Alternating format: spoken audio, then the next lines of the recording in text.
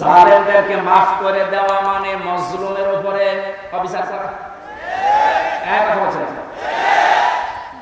সারা বাংলাদেশের 18 কোটি মানুষকে যদি এই আয়না ঘরের সাথে যারা জড়িত ছিল, সে যেই কয়জনই হোক, যারা জড়িত এর সাথে, এদেশের 18 কোটি মানুষ যদি মাফ করে দেয়, ব্যারিস্টার আরমানের উপর মাফ করবে না? আপনি ওই জায়গায় থাকলে আপনারও মনে হতো না আমি মাফ করবো না। আপনি যদি প্রথমে বলে দিতেন যে তোমরা মেরে ফেলেছি, মেয়েটা অন্য জায়গায় বিয়ে করতে পারছে, লাইনে অনেক পাণ্ডিত্য অর্জন করেছে, অনেক আমাদের মতো হাজারো আলেমের চাইতেও বেশি, ইংরেজিতে বক্তব্য দিচ্ছে। অনেকে আছে ইংরেজি বক্তব্য দূরের কথা, ইংরেজির নাম শুনলে ভয় পায়।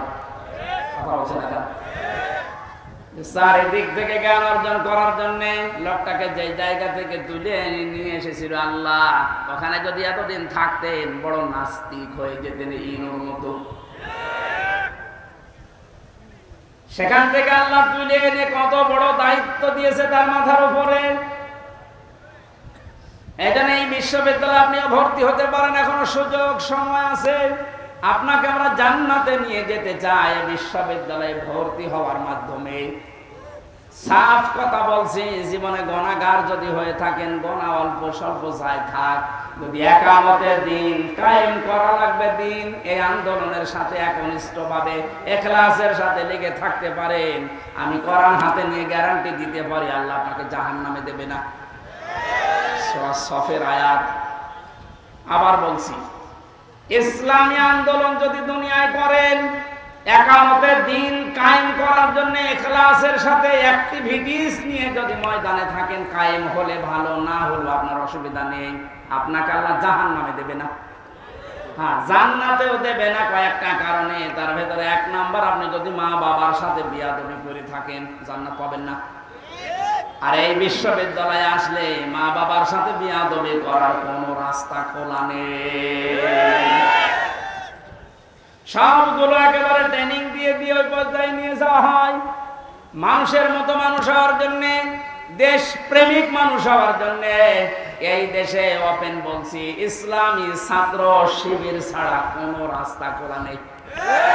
আমি যদি চ্যালেঞ্জ দিতে চান, নিয়ে আসেন অন্য সংগঠনগুলো, আমি একটা শিবিরের ছেলেকে নিয়ে যাব, তামাম দুনিয়া সব নিয়ে আসেন। 100 ভাগ না হলে আমি 99 ভাগ গ্যারান্টি দিতে পারি, ওদের চরিত্র যদি 100 ভাগের 10 ভাগ ঠিক হয়, এর চরিত্র 100 ভাগের 70 ভাগ ঠিক থাকবে। আল্লাহ রাব্বুল আলামিন কোরআনে কারীমকে যেহেতু ওহী হিসাবে আরবি ভাষায় দিয়েছেন, এখানে শুনলাম একটা মাদ্রাসা আছে, আমি যে বাড়িতে ছিলাম তিনি বলছিলেন আপনাদের একটা সুযোগ আছে আল্লাহর এই ওহীকে শিক্ষা করার জন্য, এরকম মাদ্রাসায় আপনি ভর্তি হয়ে যান যে বয়সে থাকেন। কোরআন শুদ্ধ করা ছাড়া, কোরআন পড়া ছাড়া আল্লাহর নিকটবর্তী হওয়া যাবে না। ইমাম মালিক বলেছিলেন, মাবুদ তোমার প্রিয় হওয়া যায় কিভাবে? 100 বার তিনি আল্লাহকে স্বপ্ন দেখে একই কথা বলেছিলেন যে তোমার প্রিয় হওয়া যায় কি করে? আল্লাহ পাক বলেন, ইমাম মালিক কোরআন পড়ো, কোরআন পড়ো। উনি বারবার প্রশ্ন করতেন, আল্লাহ বুঝে পড়বো না বুঝে পড়বো? আল্লাহ পাক বারবার জবাব দিয়েছেন, বুঝে পড়ো না বুঝে পড়ো, শুদ্ধ করে পড়ো, তার তিলের সাথে পড়ো, আমি আল্লাহর প্রিয় পাত্র হয়ে যাবে। আমরা যেহেতু মালিকের প্রিয় হতে চাই, যেন আমাদের শুদ্ধ করে মাস্ট বিয়েটা পড়া শেখাই লাগবে। আল্লাহ রাব্বুল আলামিনের পরে বলেন, লিতুনদিরু মাল কুরা ওয়া মান হাওলাহা। হে নবী, এই কোরআন দিয়ে আপনি মক্কার এবং মক্কার আশেপাশে যা আছে, এই আশপাশ বলতে তামাম দুনিয়া বুঝিয়েছেন আল্লাহ। তাফসীর ইবনে কাসিরে লিখেছে, ওমান হাওলাহা মানে সমগ্র পৃথিবী। সুতরাং এখন নবী নেই, উনি থাকলে এই কাজটা করতেন। সৌদি আরব থেকে বাংলাদেশে এসে আপনাদেরকে সতর্ক করতেন। এই সতর্ক বাণী পড়া কোরআন শরীফে আছে 500টা। কয়টা? সবচেয়ে বেশি যে বিষয়টা দিয়ে মানুষ সতর্ক হতে পারে তার নাম কিয়ামত। কারণ এইটার জবাবদিহিতা যতদিন পর্যন্ত আপনি উপলব্ধি করতে না পাবেন যে কিয়ামত হবে, আল্লাহ বলেন, তুনজিরা ইয়াউমাল জামিউ লা রাইবা ফি, ওই দিন সম্পর্কে সতর্ক করো যেদিন সম্পর্কে কোনো সন্দেহ নেই, সন্দেহের অবকাশ পর্যন্ত নেই। মানুষের জীবন পরিচ্ছন্ন হওয়ার জন্য 8টা মাধ্যম আছে, তার 1 নাম্বার মাধ্যম এটা যে যত বেশি জবাব দিতে হবে, আল্লাহর দরবারে দাঁড়াতে হবে, এরকম টেন্ডেন্সি যত বেশি তৈরি করবে তার জীবন তত বেশি পরিচ্ছন্ন হবে। খলিফাতুল মুসলিমিন হযরত আবু বকর সিদ্দিক রাদিয়াল্লাহু তাআলা আনহুকে তার স্ত্রী উম্মে রোমানা ডাক দিয়ে বললেন, স্বামী আমার, বাইতুল মালে যিনি দায়িত্বে আছে খাজানচিতে, অর্থমন্ত্রীকে আপনি বলেন আগামী মাস থেকে যেন আগামী মাসের যে বেতন আছে ওটা যেন অ্যাডভান্স আমাদেরকে দিয়ে দেয়। উনি বললেন, কেন? ছেলে আপনার পায়েস খেতে চেয়েছে, পায়েসের টাকা আমাদের কাছে নেই। চলে গেলেন বাইতুল মালে, ডাক দিয়ে বললেন, আমার কিছু টাকা পয়সা লাগবে, যেহেতু এ মাসের টাকা আমি নিয়ে নিয়েছি, আগাম মাসের টাকা আমার অ্যাডভান্স দিয়ে দেন। বাইতুল মালে যিনি দায়িত্বে ছিলেন তিনি ওই রকমই তেল মারা মানুষ না।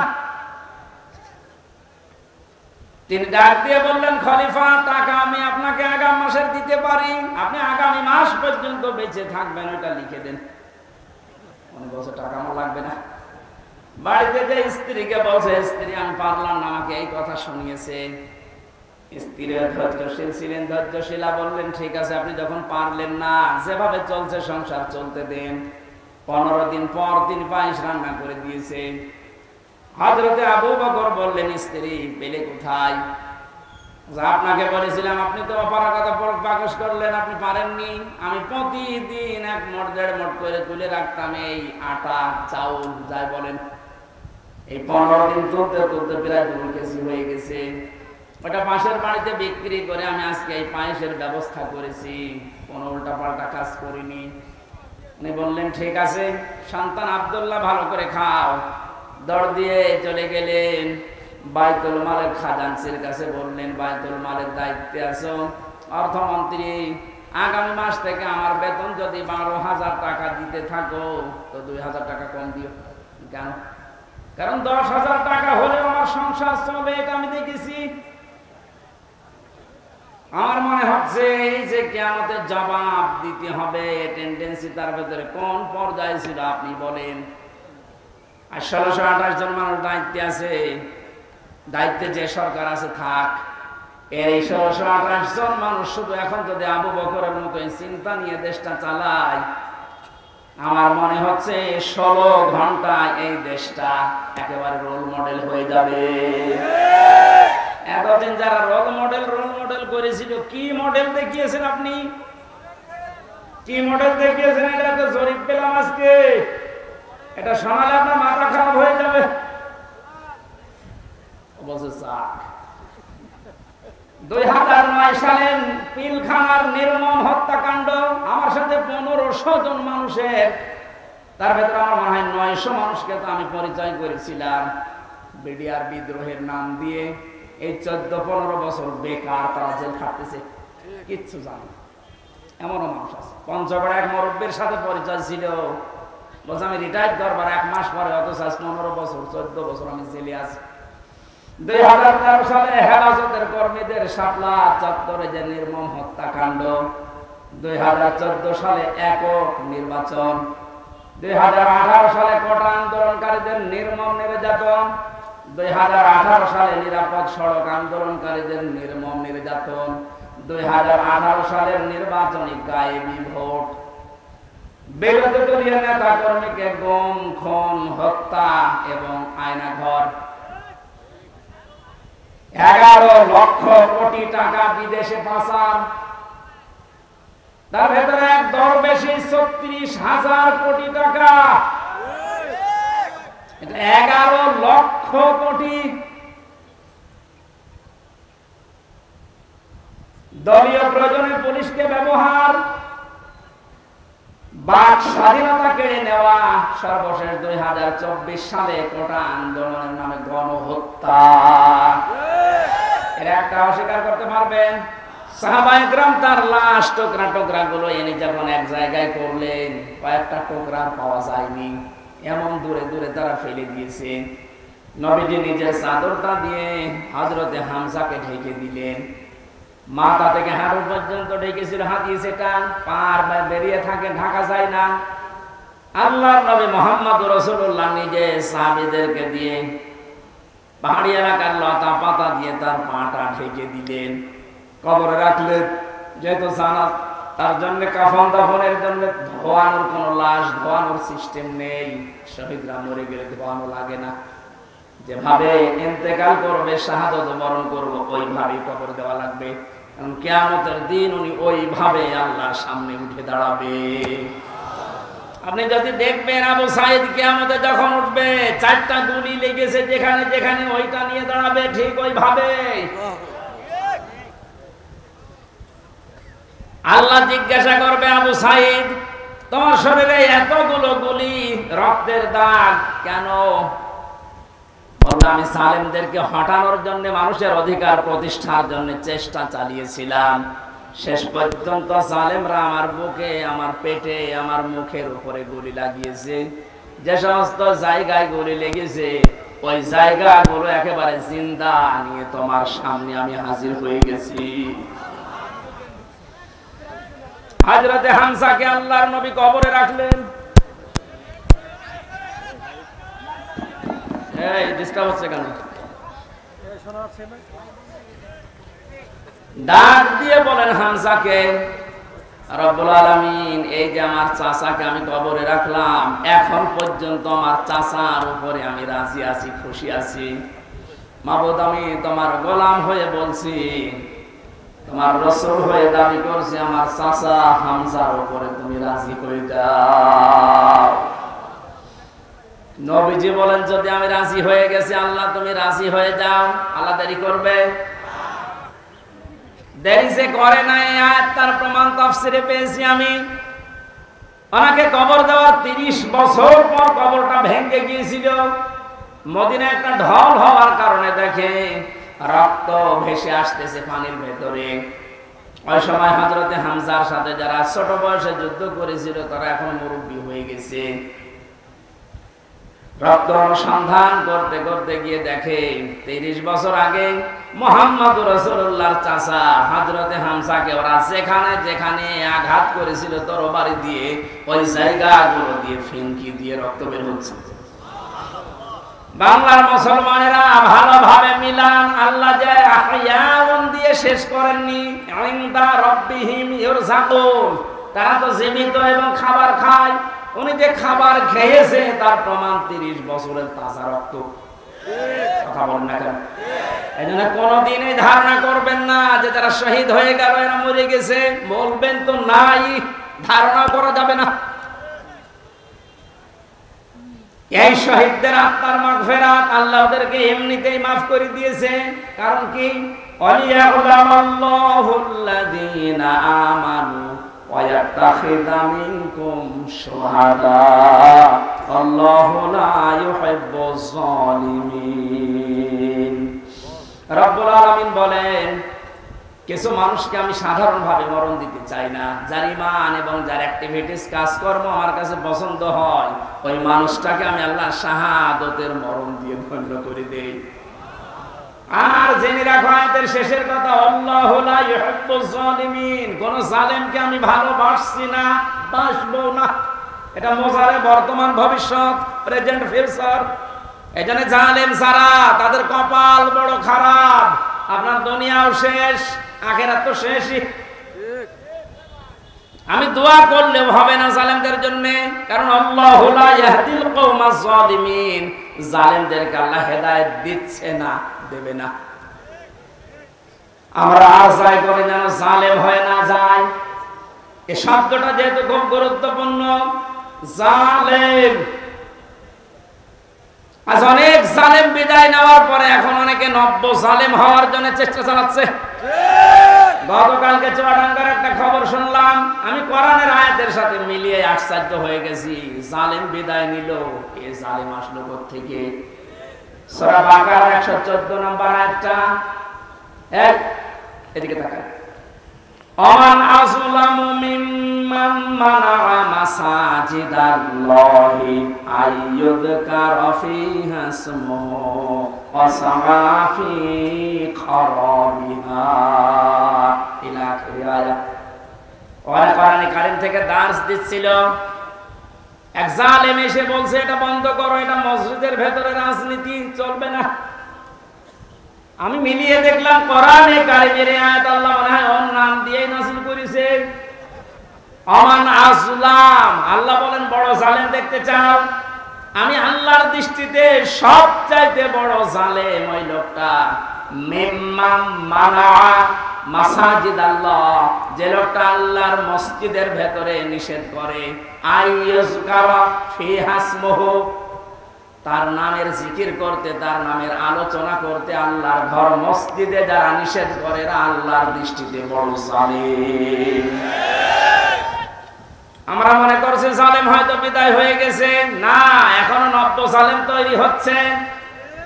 এজন্য জালেম যদি কেউ হয়ে থাকেন, বুঝে হন আর না বুঝে হন, থামেন, আপনার কপালে আগুন লাগবে।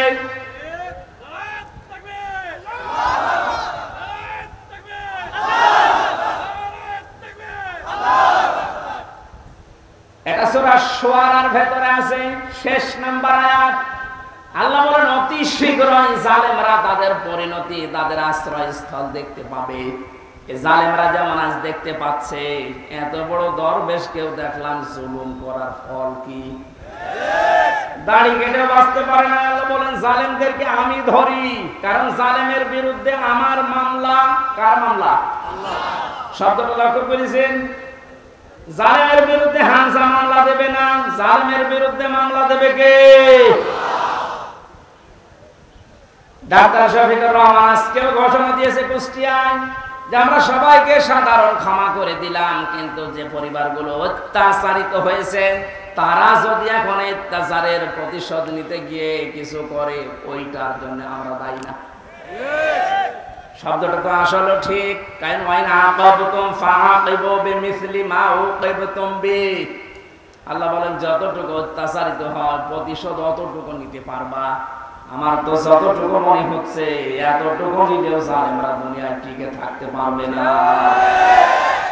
আপনাকে ব্যারিস্টার আরমানের মতো 8 বছর যদি মাটির নিচে ওই কবরের ভেতরে রাখা যায়, আপনি যত বড় জালেম হন এমনি মরে যাবেন। আল্লাহ তো বলেছে যতটুকু করেছে অতটুকু করো, আপনি পারবেন।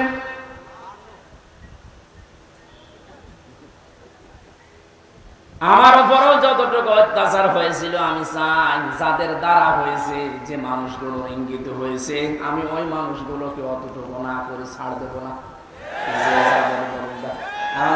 মাফ করে দেন না, কিসের মাফ? কোন মাফ নেই আপনার, কারণ আমার ছোট মেয়েটা আমার এখনো পর্যন্ত চেনি না। দোষ করে যদি আপনি শাস্তি দিতেন আমি মেনে নিতাম, কিচ্ছু জানি না আপনি কেন আমার জীবনে এই কাজ দিলেন। যেভাবে রেখেছিলেন আমাকে আর মাওলানা মামুনুল হককে, কোন আলেমকে এত কষ্ট আমার বাংলাদেশে আমি আর শুনি নাই। আপনি আমার মতো একটা ছোট মানুষকে 24 ঘন্টা তালাবদ্ধ রেখে মনে হচ্ছে আমি ফাঁসির কন্টেম ছেলে আছি, কত বড় অপরাধী। অথচ যে মামলাও দিয়েছিলেন, শাস্তি দিলেও 3 মাসের বেশি আপনি রাখতে পারেন না। এটা মূল্য চুরি মামলা। জালেমদেরকে মাফ করে দেওয়া মানে মজলুমের উপরে অবিচার করা। এক কথা বলছেন? সারা বাংলাদেশের 18 কোটি মানুষকে যদি এই আয়না ঘরের সাথে যারা জড়িত ছিল, সে যেই কয়জনই হোক, যারাই জড়িত এর সাথে, এদেশের 18 কোটি মানুষ যদি মাফ করে দেয়, ব্যারিস্টার আরমানের বউ মাফ করবে না। আপনি ওই জায়গায় থাকলে আপনারও মনে হতো না আমি মাফ করবো না। আপনি যদি প্রথমে বলে দিতেন যে তোমরা মেরে ফেলেছি, মেয়েটা অন্য জায়গায় বিয়ে করতে পারতো। এক কথা বলছেন? এমন অবস্থায় রাখলেন তার বউটা বিয়েও করতে পারে না 8টা বছর। যুবতী মেয়ে এভাবে জীবন্ত, যৌবন কঠিন বিষয়, আপনি টের পাচ্ছেন না। তাই এটা ঠিক রাখা কত কঠিন বিষয় উনি পার করেছেন। আপনি বলছেন মাফ করে দিন, মাফ করে দিন। মানে আপনার মেয়ে যদি হতো, এ কথা তো দুনিয়ার বিষয় না।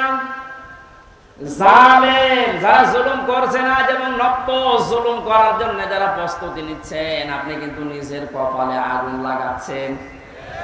আল্লাহর ঘরের ভেতরে যদি আল্লাহর নাম, আল্লাহর কোরআনের কথা কেউ বলতে নিষেধ করে, এটা দুনিয়ার সব চাইতে বড় জালিম। তাকবীর, নারায়ে তাকবীর। ইসলামের শত্রুরা হুঁশিয়ার সাবধান, ইসলামের শত্রুরা হুঁশিয়ার সাবধান। নারায়ে তাকবীর। এবার একটা কঠিন আয়াত বলছি, খুব ভয়ঙ্কর এটা। আমি যে জালেম জালেম জালেম বলছি বারবার, কেন জানেন? কারণ জালেমদের বিরুদ্ধে আল্লাহ নিজে অভিযোগ দায়ের করবেন, নিজে মামলা ঠুকে দেবেন।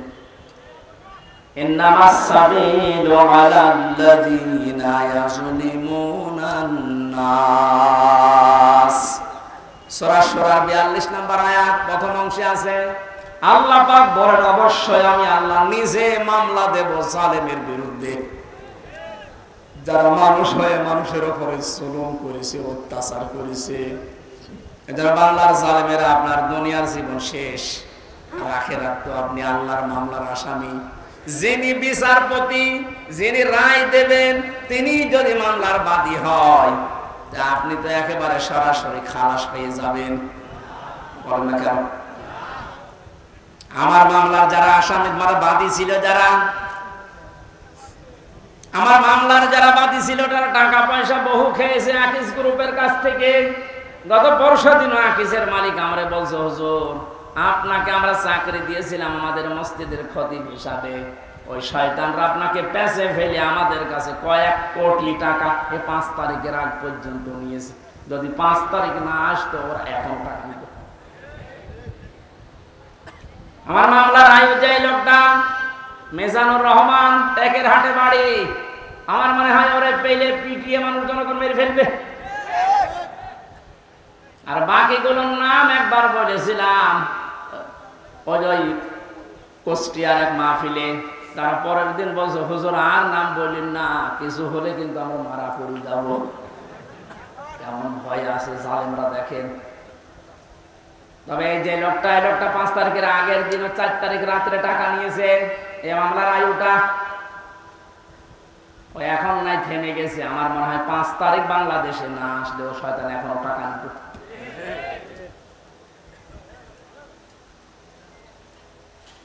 আপনারা তো আল্লাহর মামলার আসামি। আমার মামলা গত বৃহস্পতিবারে সব ঢিসমিস হয়ে গেছে, খারিজ করে দিয়েছে। বিচারপতি দেখে বলছে এটা মামলা হইলো, অথচ ওই বিচারপতি 5 তারিখের আগে বলতো এটা কিছু করা যাবে না। 5 তারিখের পরে এখন এই বৃহস্পতিবারে ও নিজে দেখে বলছে কি বিচার করবো, কোনো মাল নেই। অনেক নিজে পড়ে পড়ে দেখছে, বলছে কোনো মাল ম্যাটারেস নেই, কি দেখে বিচার করবো, যা সব বাদ। আমাদের সবাইকে খালাস দিয়ে দিয়েছে। খালাসি যখন দিয়ে দেবেন, 3 বছর আপনি বিনা কারণে জেল খাটালেন, কোন কারণে? খালাস দেওয়া মানে কি? কোনো অপরাধ নেই, কোনো দোষ আমরা পাইনি নাকি? খালাস দেওয়া মানে তো এই, তাহলে দোষ তো আমার নেই, আপনি নিজেই প্রমাণ করে দিলেন। বিনা কারণে যে 3টা বছর নষ্ট করলেন। গতকালকে একজন মুসলমান হয়েছে পরশুদিন। আমার মনে হয় 3টা বছরে যদি আমি বাইরে থাকতাম, এই 20 সালের আগ পর্যন্ত 53 জন মানুষ মুসলমান হয়েছিল কোরআন শোনার পর। বের হয়ে একজন হয়ে গেল। 3 বছর থাকলে আমার মনে হয় এখনো পর্যন্ত 50 জনের উপরে মানুষকে আমি জান্নাতে দিতে পারতাম। আপনি সুযোগ থেকে বঞ্চিত করে দিলেন। এখানে জালেম যারা, তারা হামজার মামলার আসামি না। হামজার মামলার আসামি তো হবেনি। কিয়ামতে আমি না পাপ করলে আপনি জান্নাত দিতে পারবেন না। আর সবচাইতে বড় দুঃখ আপনার জন্য, আপনি আল্লাহর মামলার আসামি। আল্লাহ আমাদের হেফাজত করুন জালেম হওয়া থেকে, বলেন আমিন। আমির জামাত শুধু একবার একটু ইঙ্গিত দিয়েছে, এক জালিমের হাত থেকে মুক্তি পেয়েছি, আর কোন জালিম যেন আমাদের মাথার উপরে বসতে না পারে। আর অনেকের এখন দেখছি চুলকানি আরম্ভ হয়ে গেছে। কোন কারণ আপনার চুলকানি আসবে? আপনি কি জালেম? তার মানে আপনি নিজের থেকে মনে মনে ভাবছেন যে আমি এগুলো করছি, সামনেও করব। আপনি জালেম। ঠাকুর ঘরে কে রে?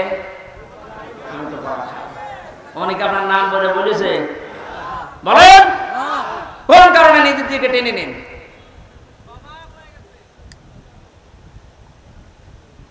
পাপ যদি পূর্ণ হয়ে যায় তখন কিন্তু আল্লাহ আর ছাড় দেয় না। ওয়ালা ইয়াহসাবান্নাল্লাযীনা কাফারু আন্নামা নুমলি লাহুম খায়রুল লিআনফুসিহিম ইন্নামা নুমলি লাহুম লিয়াজদাদু ইসমা ওয়া লাহুম আযাবুম মুহিন। কাফেররা ধারণা করে আমাদের চেয়ার যে বসে আছি, ক্ষমতার চেয়ার, এর নরম চরম নেই, এটা মনে হয় আল্লাহ ভালোবেসে আমাদেরকে দিয়েছে। আল্লাহ বলেন না, ওরা মনে করে আমাদের কল্যাণের জন্য এই চেয়ার, আমরা যা করছি সবই তো বৈধ। আল্লাহ বলেন তোদেরকে তোদের পাপের বোঝাটা পরিপূর্ণ করার জন্য আমি আল্লাহ এই চেয়ারে বসিয়ে রেখেছি। ওরা সর্বশেষ পাপের বোঝা পরিপূর্ণ করেছে ইসলামী আন্দোলন, একামতে দিন, জামাত ইসলামকে নিষিদ্ধ করার মাধ্যমে। এটা না করলে পাপের বোঝা পরিপূর্ণ হচ্ছিল না। যে শয়তানগুলোর পরামর্শ এটা করেছিল, শয়তান এখন সব ডিম খাচ্ছে, সবগুলো ডিম খাচ্ছে, পচা ডিম। এখন বলে না কেন লিয়াজদাদু ইসমা, ওদের পাপের বোঝা 5 তারিখের আগ পর্যন্ত পূরণ হয়নি। যেই করেছে 1 তারিখে, 4 তারিখের ভেতরে আমরা সব কমপ্লিট করি। আল্লাহু আযাবুম মুহিন, ওদের জন্য অপমানজনক শাস্তি। এর চাইতে আর কত অপমান হবে বলেন? বলছিলেন না তানজিল আহমেদ যে কেক মারছে, আমার মনে হয় আমরাও সুযোগ পাচ্ছি না, সুযোগ পেলে আমরাও 2-1টা দিতাম। কারণ আপনারা যা করেছেন আমার সাথে, কম বেশি এই দেশে যদি 10 জন আলেমকে পরিস্থিতির দিক থেকে, এলেম আমল না, শুধু পরিস্থিতির দিক থেকে 10 জন মানুষকে সারা বাংলাদেশে চেনে, তার ভেতরে আমি একজন। পেটের ভেতর থেকে শুনতে শুনতে আসে যে হামজা বলে একজন আসে। গাড়িতে আসার সময় মায়ের কোলে বসে বসে কি খাচ্ছে, চিপস খাচ্ছে, আর বসে ওই যে হামজা আসছে। তার মানে ও পেটের ভেতরে শুনে এসেছে যে হামজা নামে একজন আছে। এইরকম একটা পরিচিত মানুষের সাথে আপনি আমার মাজায় দড়ি দিয়ে, মায়ের ভেতরে বেড়ি দিয়ে, তার ডান্ডা বেড়ি, হাতের ভেতরে আপনি হ্যান্ডকাপ দিয়ে, কালো কাপড় দিয়ে চোখ বেঁধে আপনি 11 ঘন্টা টাঙিয়ে রাখলেন, আপনি মানুষ। আবার যখন দড়ি দিয়ে টেনে নিয়ে যেত আদালত প্রাঙ্গণে, মনে হতো তো ছাগল টেনে নিয়ে যাচ্ছে। আর কয়েকতলা আছে তো, ওই অন্য জায়গা থেকে একে অন্যের সাথে তাকিয়ে টিপ্পনি কাটতো, ঠিকই হচ্ছে। এবার আমরাও বলি যে ঠিকই হচ্ছে। আপনি সব বলেন, আপনি সব বলেন।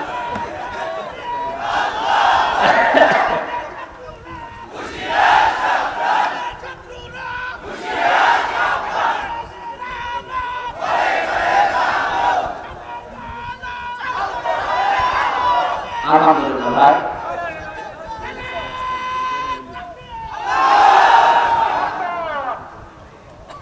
আমাদের মুরব্বী আমাদের মাথার তাজের কথা মতো আপনাদেরকে আমরা মাফ করে দিলাম, কিন্তু আপনারা যা করেছেন, কোরআন হাদিস পড়ে যা বুঝছি, আল্লাহ আপনাদের মাফ করবে না, আল্লাহ নিজে আপনাদের বিরুদ্ধে মামলা দেবে।